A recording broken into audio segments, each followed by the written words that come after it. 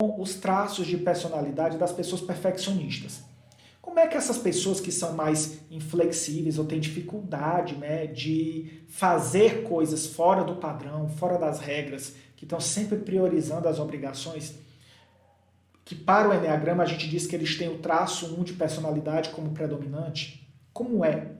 Como é que essas pessoas podem tropeçar no processo delas de expansão de consciência? Como é que elas podem tropeçar no processo delas de elevação? Então, é muito importante a gente entender que elas têm uma grande questão que é a presença de um forte crítico interno.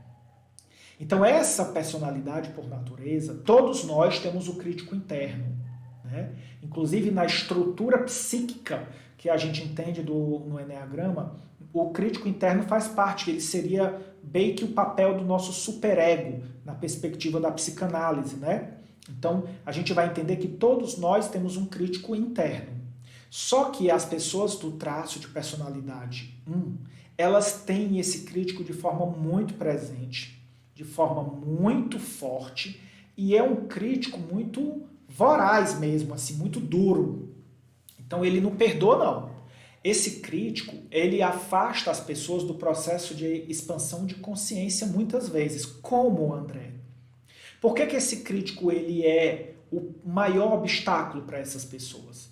Porque ele vai sempre estar levando a atenção delas para o julgamento de outras pessoas, né? O julgamento do que outras pessoas fazem, ou sobre o julgamento do que eu estou fazendo, que eu acredito que não está de acordo com o nível dessa caminhada que era para eu estar vivendo. Então, esse processo de autocobrança das pessoas do traço 1 é tamanho que elas sempre ficam com a sensação de que elas, por mais que evoluam, estão ainda muito distantes daquilo que elas considerariam a expansão de consciência. É como se elas minassem os próprios esforços. Do mesmo jeito que as pessoas do traço 1 às vezes olham para o que os outros fazem, né, e dizem assim: nossa, você fez 99%, mas por que você não fez esse 1%? E esse 1% se torna, às vezes, muito mais impactante do que os 99%. Isso também acontece com elas.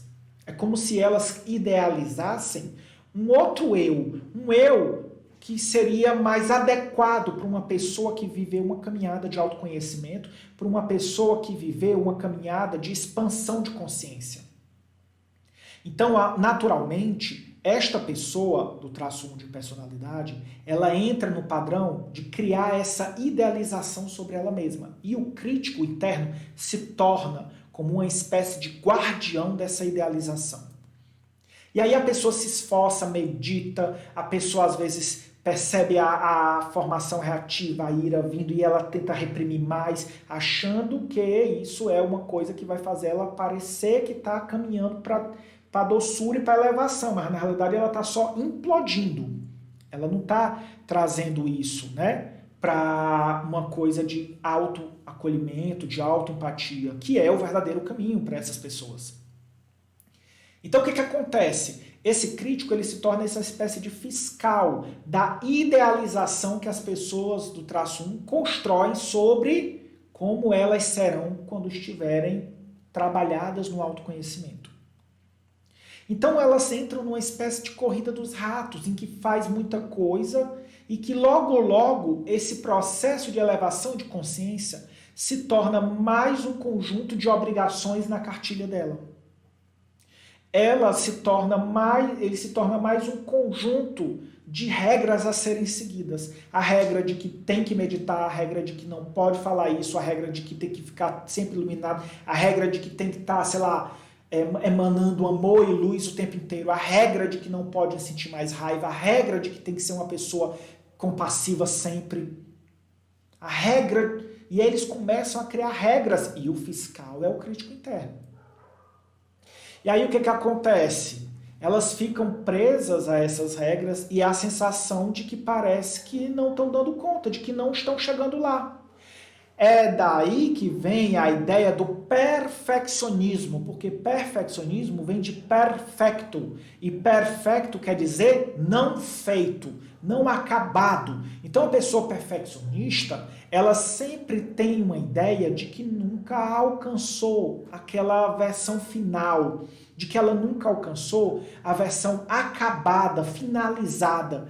Então é como se por mais que eu tivesse me esforçando para chegar nessa versão final de mim mesmo, na versão idealizada, de ser uma pessoa mais, uma consciência mais elevada, mais expandida, com autoconhecimento que promove uma profunda transformação na minha vida, eu crio uma idealização tão grande sobre como eu vou estar para poder me considerar uma pessoa trabalhada no Enneagrama, que parece que todos os meus esforços são em vão. É igual aquela coisa, quanto mais perto eu chego da meta, mais a meta fica longe de mim. Então aí a gente percebe que esse crítico interno passa para o traço 1 a falsa sensação de aceitação. Aceitação de quê? Uma falsa sensação de que ela está realmente acolhendo a si mesma, quando na realidade o crítico interno continua lá julgando. Às vezes a gente vai ver que pessoas do traço 1, quando estão na caminhada do autoconhecimento, elas têm um discurso muito assim, não pode julgar, né? Porque a gente não deve julgar. Não deve julgar, mas está julgando internamente. E o que acontece? André, mas todo mundo julga. Exatamente isso. A pessoa do traço 1, ela precisa entender o que é o conceito do respeito, de dar um segundo olhar sobre as coisas e não criar a falsa ilusão de que ela nunca vai conseguir julgar. Não adianta. E aí ela fica dizendo, meu Deus, por dentro, eu julguei, eu estou em decadência, eu não estou conseguindo me tornar uma pessoa amorosa, cheia de luz e amor, não estou conseguindo alcançar esses níveis, talvez esse negócio de autoconhecimento não seja para mim. Por quê? Porque ela idealizou isso, ela idealizou o que seria estar nesse nível de conexão. Entendem, gente? Aí ela cria uma falsa aceitação sobre o processo dela, quando na realidade ela não está se aceitando, ela continua se martirizando, e ela cria uma falsa aceitação sobre os outros. É quando você às vezes vê que na frente, quando está no grupo, os traços 1 podem passar uma imagem, né, de bichinha, porque é difícil mesmo para a pessoa. É porque para a pessoa, bichinha, ele está se esforçando para poder ser uma pessoa melhor. Mas o autoconhecimento, às vezes, é difícil, não é para todo mundo, né? Às vezes o autoconhecimento não dá para todo mundo. E aí é como se eu estivesse dizendo, né? Tá fazendo as coisas mal feitas, não está fazendo o processo de autoconhecimento bem feito.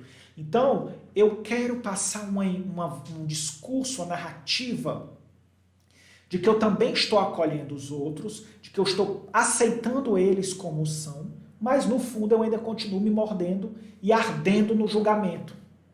Então, é muito importante a gente perceber isso. Por isso que a caminhada das pessoas do traço 1 precisa passar por um processo de autoempatia, de tirar de si o peso primeiro, senão não vai conseguir tirar o peso do julgamento do outro, vai continuar pesando.